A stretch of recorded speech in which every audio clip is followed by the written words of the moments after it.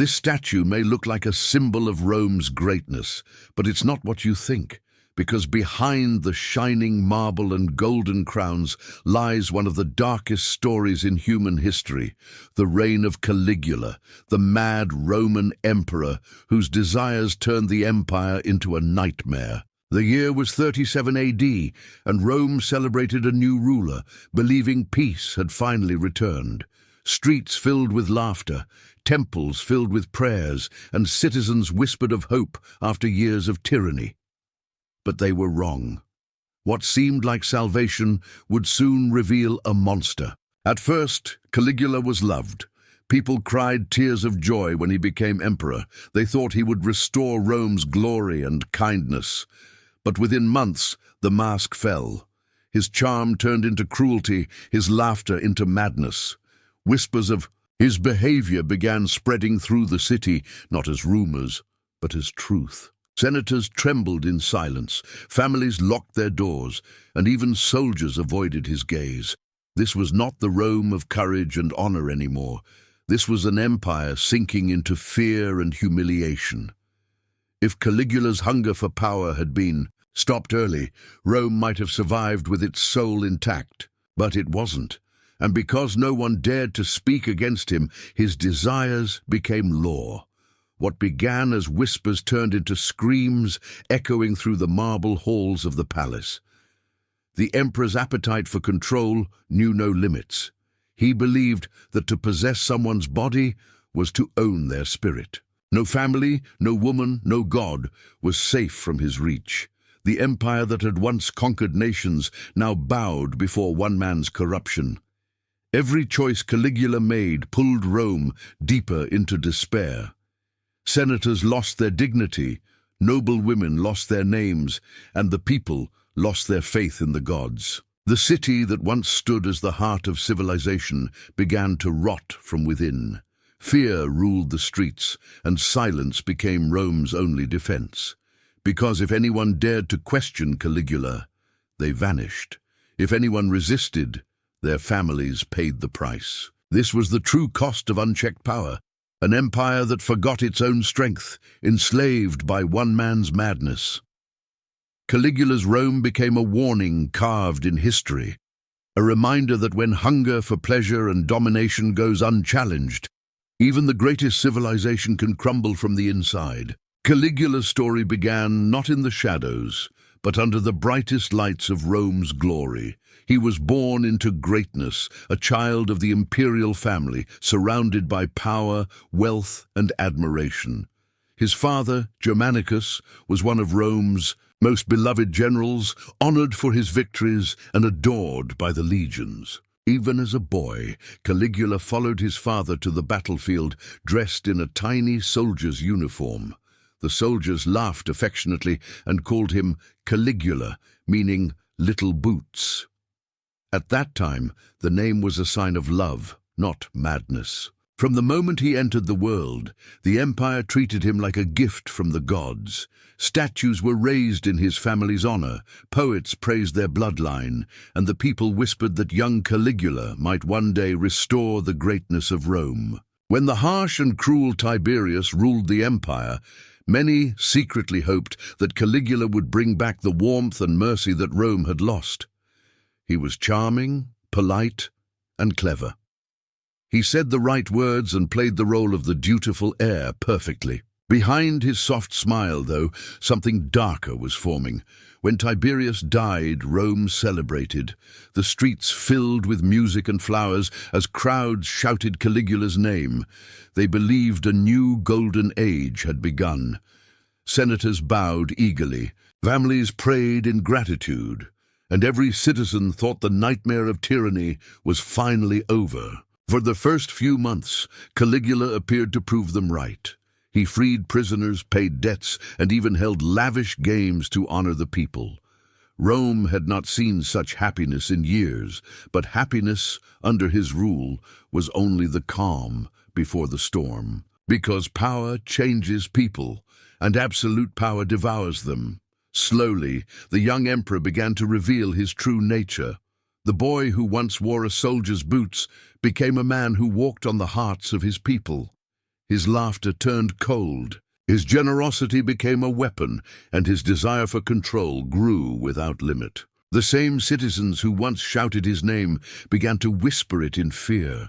That child once loved by the legions would soon command Rome's power, not to defend its borders or protect its people, but to destroy everything that made it great. Caligula's rise was not a triumph. It was the beginning of Rome's descent into madness. The joy that once filled Rome quickly began to fade. The emperor who had promised mercy and glory turned into something unrecognizable. Caligula no longer smiled for his people. He laughed at them. His first acts of kindness were replaced by acts of cruelty that made even the bravest soldiers tremble. He began testing how far his power could reach and how much pain he could cause before anyone dared to stop him. The same senators who had once praised him now lived in fear of his next command. The same citizens who had worshipped him now prayed he would forget their names. At first, the changes seemed strange, but harmless. Caligula demanded that temples be built in his honor. He ordered statues of himself dressed as gods.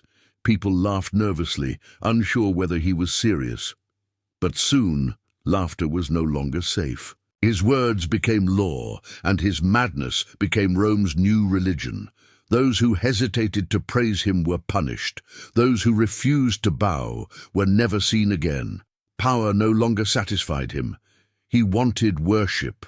He wanted the kind of devotion only the gods received, and he was willing to destroy anyone who denied it. Were you aware that Caligula forced senators to watch as he humiliated their wives? He would summon noble women to his private chambers and return hours later, mocking them in front of their husbands. He spoke openly of what he had done, laughing, as the senators bowed in silence, pretending not to hear. To speak was death. To stay silent was agony. Rome's rulers, once proud and noble, had become helpless actors in his cruel games. His cruelty soon turned into theater. Public banquets became stages of humiliation. At feasts, he pointed to any woman who caught his eye and ordered her to follow him. The music never stopped. The crowd pretended nothing was wrong. And when he returned, he ridiculed her, describing every detail while her husband sat frozen beside him. What had once been Rome's finest gatherings became displays of degradation and fear. Were you aware that Caligula demanded people worship him as a living god? He walked into temples, claiming to be Jupiter himself. He even replaced the heads of statues of the gods with his own face. Priests who had served for decades were forced to bow before him and offer prayers as if he were divine. For Caligula, this was not faith, it was dominance. He wanted to prove that no power, not even that of the gods, could rival his own. The line between ruler and monster vanished completely. His laughter echoed through the palace halls as men and women wept outside its doors. Rome had given him absolute power, and he used it to strip away dignity, faith, and humanity itself. What began as madness became ritual. Every act of humiliation, every scream, every whisper of terror fed his hunger for control. The man who was, once adored by millions, had become a curse upon his own empire. The Senate bowed lower. The priests prayed louder. The citizens kept their eyes to the ground.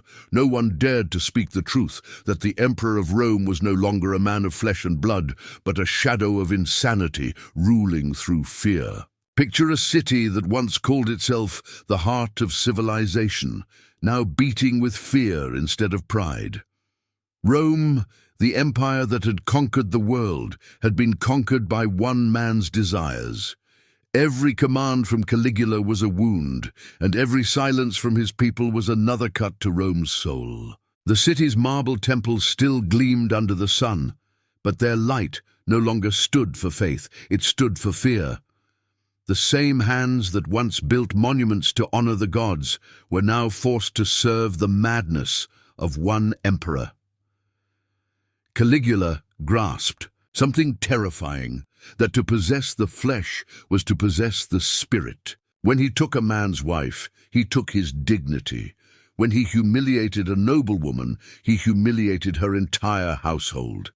Each act of cruelty was not only about pleasure but about control.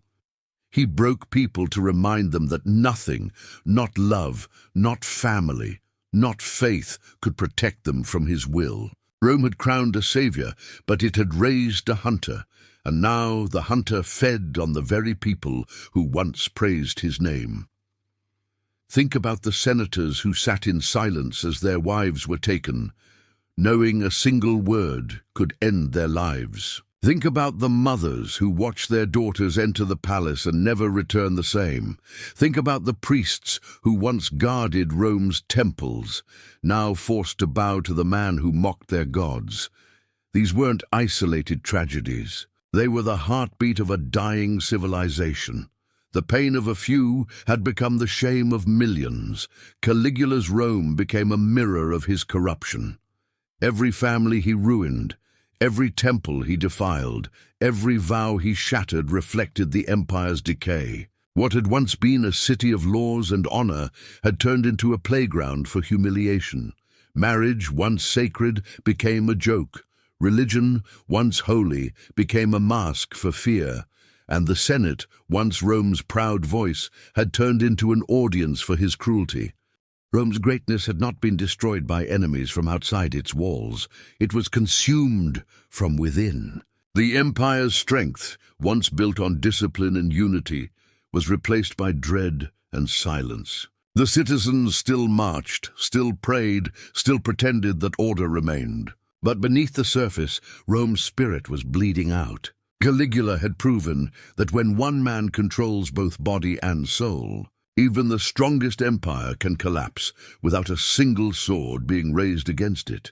The streets still echoed with music. The feasts still overflowed with gold, but the joy was gone. The people smiled because they had to, and they cheered because silence was death. Under Caligula's rule, Rome's heart had stopped beating freely. The empire that had once been guided by honor now knelt to appetite. The gods were silent, the people were broken, and the city that once ruled the world had become a monument to its own corruption. Were you aware that Caligula's palace, once a symbol of Rome's divine authority, became a place of shame and corruption? The same marble halls where emperors once planned wars and victories were now filled with whispers, humiliation, and fear. The palace of the Caesars, previously a representation of holy power, turned into a marketplace of dishonor. Caligula's obsession with control spread like a disease, infecting every corner of Roman life. The city that once worshipped its gods now bowed to one man's madness.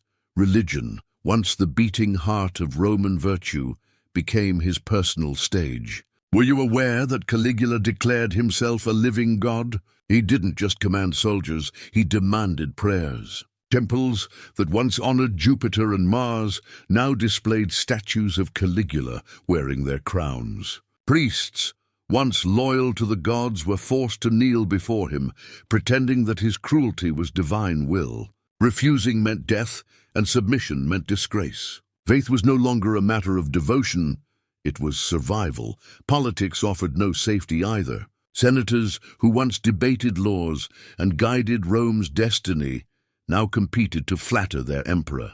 The Senate chamber, built to symbolize wisdom and justice, became an arena of fear. Were you aware that Caligula mocked senators by taking their wives and parading them in front of the assembly? He reminded them that their titles meant nothing, that their loyalty was only proven by how much humiliation they could endure. Rome's leaders, once the backbone of the Republic, became puppets trembling before their master's cruelty. Marriage, the sacred bond that once united families, turned into a cruel joke under Caligula's rule. Were you aware that he forced husbands to surrender their wives on command? At public feasts, he would point to any woman he desired and take her without shame. The husbands, pale and powerless, were expected to smile as if nothing had happened. The ritual of love and honor that had once bound Rome's families became a tool of the emperor's amusement. Every wedding vow, every promise of fidelity could be erased by his will. Even the sanctuaries of purity were not spared. Were you aware that Caligula violated the Vestal Virgins, the women sworn to protect the sacred fire of Rome? Their purity was meant to guard the empire's soul, but he turned their devotion into tragedy. To destroy the Vestal's vow was to curse the city itself. And yet, Caligula did it openly, as though proving that no god, no oath, and no law could restrain him. Under his rule, horror became normal. What once would have shocked the empire now drew silence. The people of Rome learned to look away, to laugh at cruelty, and to cheer at humiliation. Fear had replaced faith, and obedience had replaced dignity. Caligula's corruption had spread far beyond his palace. It lived inside every citizen forced to pretend that madness was order.